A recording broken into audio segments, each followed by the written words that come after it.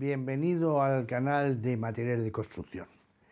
Ha transcurrido un poco de tiempo, dado que he tomado unas pequeñas vacaciones, pero ya estamos de vuelta otra vez. Y seguimos hablando de un material que se emplea asiduamente en las obras y que nos acompaña, como decíamos en el vídeo anterior, desde el inicio de los tiempos. Es el yeso. Y en esta ocasión vamos a hablar sobre cómo se fabrica el yeso. Es muy sencillo, vamos a ver alguna reacción química, vamos a ver los tipos de horno para tener un conocimiento más exhaustivo y bueno, sin más preámbulos, comenzamos. La evolución de la actividad constructora del hombre llevó hace miles de años al empleo de las argamasas dentro de la construcción. Básicamente, las argamasas servían para unir entre sí los trozos de piedra empleados en los muros, aumentando su estabilidad y evitando el paso del agua y de las corrientes de aire a través de las juntas. Con el paso del tiempo, las distintas civilizaciones fueron descubriendo nuevos materiales y nuevas posibilidades de estos materiales. Así, desde el primitivo uso de barro, arcilla mezclado con agua, se fue avanzando hacia la utilización de materiales más elaborados y obtenidos mediante el fuego, que es la cal, el yeso, posteriormente el cemento, los asfaltos. Todos ellos pertenecen al grupo de los denominados materiales ligantes. Y existe una pequeña equivocación generalizada dentro de la determinación o la denominación de estos materiales. Se llama material ligante a toda sustancia que mediante una transformación física, química o físico-química adquieren, después de un periodo de tiempo, solidez y resistencia, siendo capaces de unir entre sí a otros materiales. Los materiales ligantes se dividen en dos grandes grupos: materiales aglomerantes y materiales conglomerantes. Y aquí es donde empieza el equívoco de utilizar indistintamente aglomerante y conglomerante cuando la definición es bien clara. Mirad, se llama material aglomerante aquellos capaces de unir fragmentos de una o varias sustancias y dar cohesión al conjunto por efecto de tipo exclusivamente físico. ¿Cuáles son los aglomerantes? Pues los aglomerantes son los hidrocarbonados y las sustancias macromoleculares, sustancias que por un efecto o por una reacción física unen otros materiales entre sí. ¿Sabríais decirme así rápidamente un aglomerante? El barro. El barro, cuando se seca, pega las cosas. El asfalto, cuando se enfría, pega las cosas. Y tanto la evaporación del agua como la pérdida de temperatura son procesos físicos. Así, dentro de los aglomerantes hidrocarbonados tenemos los betunes asfálticos, betunes fluidos y fluxados, emulsiones bituminosas, betunes modificados.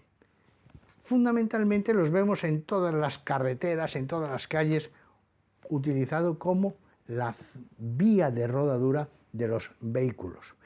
Y aglutinan, pegan, aglomeran áridos para formar el pavimento, por ejemplo. También están los asfaltos naturales, aunque se utilizan muy poco. Las sustancias macromoleculares, pues estamos hartos de utilizarlas en casa. Colas, pegamentos, siliconas, incluso la pintura. Si nosotros pintamos una ventana de madera por todas sus rendijas y la dejamos cerrada, luego, ay Dios mío, ¿quién la abre? Porque se ha quedado pegado, ha unido la hoja con el marco de la ventana por medio de una reacción física que es la evaporación del disolvente de esa pintura. El barro arcilloso, como decíamos antes, pues también es una sustancia macromolecular y es un aglomerante. ¿Qué son los conglomerantes? Los materiales conglomerantes son los que unen, pegan y endurecen por procesos químicos o físico-químicos. Y estos procesos químicos se denominan fraguado. Y dentro de ellos, pues conocemos todos conglomerantes aéreos y conglomerantes hidráulicos. No son aglomerantes, son conglomerantes. Conglomeran, unen, pero por medio de una reacción química. Los aéreos son conglomerantes cuya reacción de fraguado solo se realiza en el aire. Por ejemplo, el yeso es un conglomerante aéreo. El yeso no fragua sumergido en el agua. La cal aérea es un conglomerante aéreo. La cal aérea no fragua si está sumergido bajo el agua. Y luego están los conglomerantes hidráulicos, son aquellos que fraguan tanto en el aire como sumergidos bajo agua. La cal hidráulica y el cemento. Dentro de todo esto que hemos explicado, hemos visto que está el yeso, que es un conglomerante aéreo. Pues vamos a hablar sobre él. La materia prima del yeso es el algez o piedra de yeso, que es una roca sedimentaria de precipitación química. Es una roca muy abundante en la naturaleza.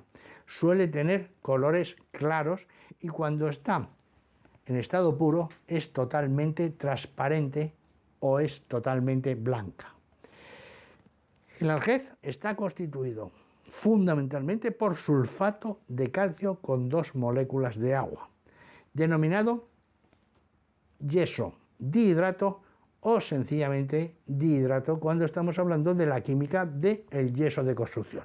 Y ahí tenéis la fórmula: 2 moléculas de agua junto con una molécula de sulfato de calcio.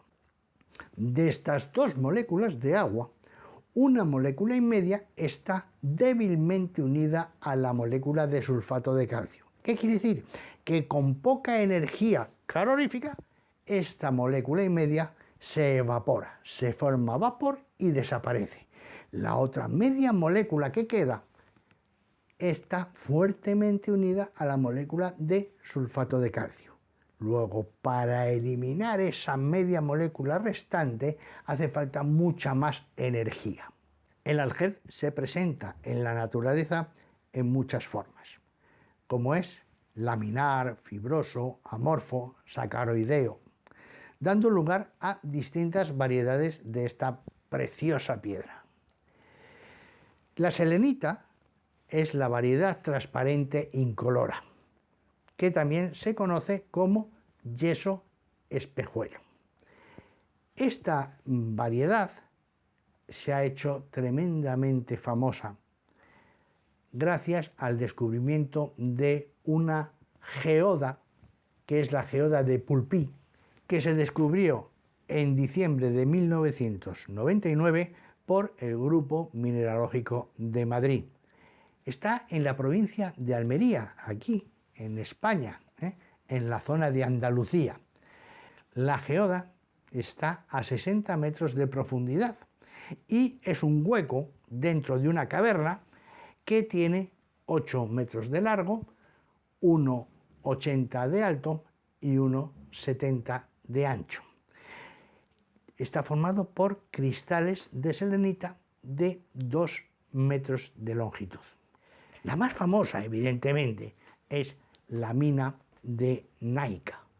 La cueva de Naica, esta mina, se descubrió en el año 2000 por 2 mineros de la mina de Naica. La mina de Naica es una explotación minera mexicana, está en el estado de Chihuahua, en México, y está a 300 metros de profundidad esta formación de cristales. Los cristales de selenita en esta ocasión no son de 2 metros de longitud, sino de 12 metros de longitud y de un diámetro de hasta 4 metros, con un peso aproximado pues, de unos 55 toneladas cada cristal. Dentro de la selenita hay una variedad que os presento ahí un trocito, que es la punta de lanza, que tiene forma de flecha o punta de lanza. Existen otras variedades, el espato satinado, de estructura fibrosa. Ahí tenéis un trozo de espato satinado de la colección de minerales de la Escuela Técnica Superior de Edificación de Madrid. Hay el yeso sacaroideo con estructura granular. Hay el yeso alabastro, es una variedad de yeso sacaroideo cuando el grano del material es muy fino, muy fino, muy fino. Y está la rosa del desierto, que está formada por aljez y granitos de arena. Y tiene esa formación tan característica y peculiar que es en forma de pétalos de rosa. Estos son variedades geológicas del aljez o piedra de yeso. El esquema de fabricación del yeso es muy sencillo, por eso se descubrió hace millones de años su utilización. De la cantera vamos a extraer el aljez, la piedra de yeso, por voladura para fragmentarlo lo más posible. Es una roca muy blanda, tiene una dureza de 2 en la escala de Mohs, es muy blandita, se raya con la uña. Después de extraer de cantera se tritura, esa trituración se suele realizar por machacadora de mandíbulas. Ese material machacado a una cierta granometría se mete en un horno a cocción. Llamo cocción cuando la temperatura es baja. La temperatura de cocción del yeso industrial está en torno a los 300-350 grados. Aunque a los 150 ya pierde la molécula y media de agua, se pone a 300 grados porque la masa de piedra que se mete en el horno es muy grande y entonces tardaría mucho con esa temperatura tan límite de 150 en cocerse toda la masa. Eso se hace en hornos rotatorios, hornos de caldera o incluso en autoclaves, que no es un horno, pero que produciendo una gran presión y temperatura conseguimos que se deshidrate parcialmente el aljez. Una vez que ya hemos transformado el aljez en un material con media molécula de agua, se muele en molinos añadiendo agregados, aditivos y otros productos. El molino suele ser un molino de bolas o de martillos. Una vez molido adecuadamente y mezclado con esos aditivos, agregados, etc., se distribuye bien a granel o bien en sacos. La cocción del yeso es fundamental y es una reacción química sencilla que consiste en lo siguiente. El dihidrato, o sea, el sulfato cálcico con 2 moléculas de agua, se somete a calor y se transforma en sulfato cálcico con media molécula de agua más la molécula y media que está débilmente unida que se evapora. Ese sulfato de calcio con media molécula de agua es el yeso de construcción y se denomina hemidrato o semidrato. Veamos los diferentes elementos que se generan en función de la temperatura que tenga el yeso. Así, a temperatura de ambiente tenemos el aljez o piedra de yeso, que es el sulfato cálcico bihidrato con 2 moléculas de agua. Entre 120 y 180 grados tenemos que esa molécula y media de agua débilmente unida se evapora, teniendo el hemidrato, que es el sulfato cálcico con media molécula de agua, el yeso de construcción o la escayola. Dentro de este hemidrato puede haber 2 formas alotrópicas, la alfa y la beta. La diferencia entre ellas lo veis ahí. La alfa es más compacto que la beta, tiene un aspecto sedoso y brillante, mientras que la beta es más esponjoso. La alfa tiene multitud de cristales pequeños, mientras que la beta no tiene cristales apenas. La alfa tiene mayor resistencia mecánica y la beta mayor contenido energético, y la beta además es más soluble y por lo tanto tiene menos estabilidad. Alotrópica alfa, alotrópica beta. ¿De qué depende? De la materia prima y del tipo de horno empleado para su fabricación.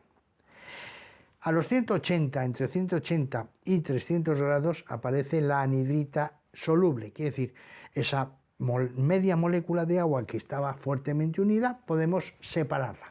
Pero es una anhidrita soluble, quiere decir que en cuanto pueda absorber humedad, volverá y se transformará en semihidrato, sulfato cálcico con media molécula de agua. Si aumentamos la temperatura entre 300 y 700 grados, aparece la anhidrita insoluble, lo que se denomina anhidrita 2 artificial. ¿Por qué? Porque no existe en la naturaleza esta anhidrita, es artificial. Esta anhidrita es insoluble, quiere decir que por mucha humedad que tenga alrededor, no absorberá esa media molécula de agua que le hace falta para pasar a semihidrato. Cuando la temperatura es superior a los 1000 grados centígrados, tenemos la anhidrita 1, es mucho más insoluble. Antiguamente se denominaba yeso hidráulico, no se utiliza actualmente. Y por encima de los 1500 grados se produce la fusión del yeso.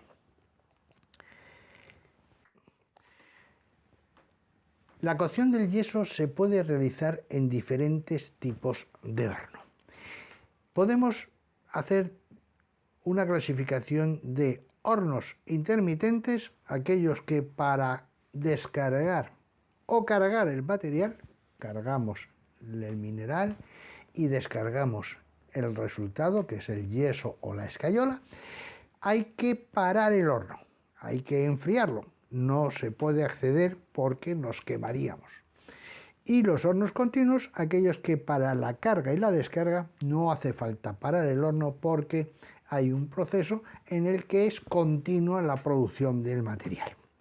Dentro de estos, además, podemos distinguir aquellos hornos que los gases de combustión están en contacto con el material que se está cociendo, lo que va a dar como resultado una cantidad mayor de hemihidrato beta, de forma alotrópica beta, y aquellos hornos en los que el material no tiene contacto con los gases de combustión, en cuyo caso el material, la forma alotrópica más abundante es el alfa. Bueno, dentro de todas estas clasificaciones vamos a hablar solo de 3 de estos hornos porque son los que más se utilizan.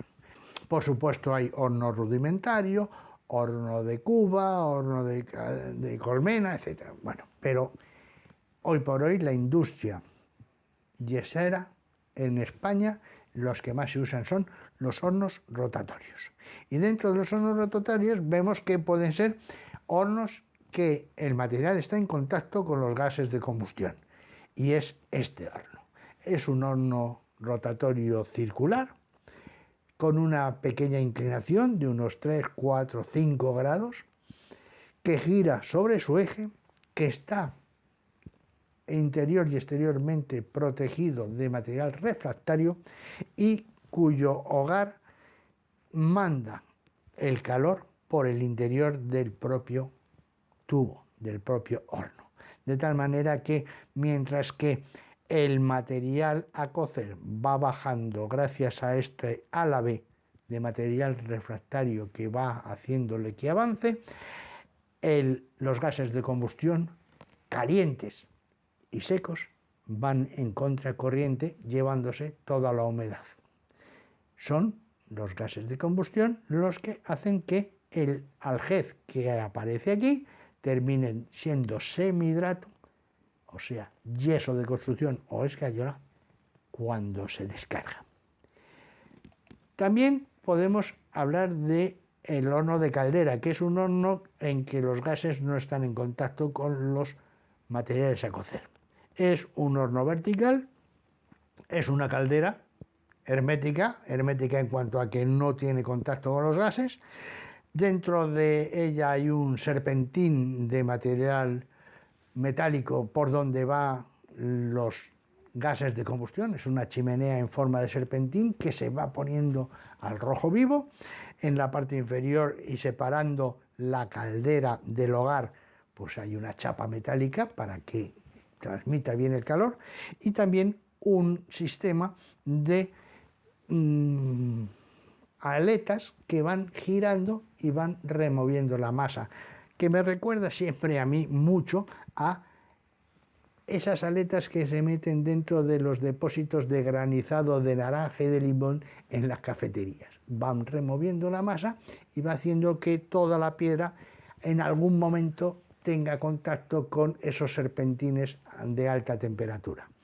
Se carga por la parte superior, hay una salida de gases, una salida de agua, de humedad, y por la parte inferior se abre la trampilla y se descarga el material una vez que ha transcurrido el tiempo necesario para que la piedra de yeso, el aljer, se haya transformado en semihidrato. Y por último está el horno rotatorio, en el que los gases de combustión no están en contacto con el material. Es parecido al horno rotatorio anterior, pero con la diferencia de que el hogar, como veis, está alrededor del tubo que atraviesa el horno. Es un tubo también circular, giratorio, sobre su eje, con una cierta inclinación, de tamaño más reducido, no llega a los 20-40 metros que tiene el otro, y gira alrededor de su eje. El material que recubre el horno no es refractario, sino que es todo metálico de chapa para que absorba la temperatura que genera el hogar. Entra el material crudo por una de las partes y mediante estos alaves de chapa va haciendo, al girar el horno, que vaya bajando, y toda esta zona que está dentro del horno está recorrida alrededor por la parte exterior de mucho calor, de llamas, de fuego, y consecuentemente se pone al rojo vivo, como se puede poner la olla cuando la ponemos en el fuego de nuestra casa, o la sartén para hacer unas patatas fritas. Va cociendo y por aquí va saliendo el material ya cocido. Ese es el horno rotatorio sin contacto con los gases de combustión. Una vez que tenemos ya el material cocido, el proceso de molienda y de ensacado es obvio y no vamos a entrar en él. Como veis, las temperaturas son muy bajas para fabricar yeso, de 300 grados como mucho. De esta forma y por este motivo, el yeso es un material de construcción de los primeros industriales que descubrió el hombre, y ya en el Neolítico utilizaban el yeso. Exactamente igual, o un poquito más tarde, empiezan a utilizar la cal, que también hablaremos de ella próximamente. Habéis visto que es sencillo, y el porqué de las cosas. Abundancia de piedra de yeso, de Algés en la naturaleza, mucha cantidad de piedra, poca energía para obtener el producto de yeso de construcción, y consecuentemente es un material que se descubre hace millones de años y que, debido a sus características y facilidad y utilidad, nos sigue acompañando hoy por hoy en todas las paredes, en todos los sitios dentro de nuestra casa. En el próximo vídeo vamos a ver los tipos de yeso que regula la normativa europea, la normativa española. No tiene nada que ver con la normativa de otros países, es evidente. Y además os comento que desde que se hizo la normativa europea la han liado bien liada, de tal forma que no hay quien se aclare. Antes era mucho más sencillo y ya lo veréis. Y además cuando las cosas se hacen por riguroso establecimiento de normativas y aquello no funciona bien, Pues ¿qué pasa? Que la industria va por un camino y la normativa va por otro.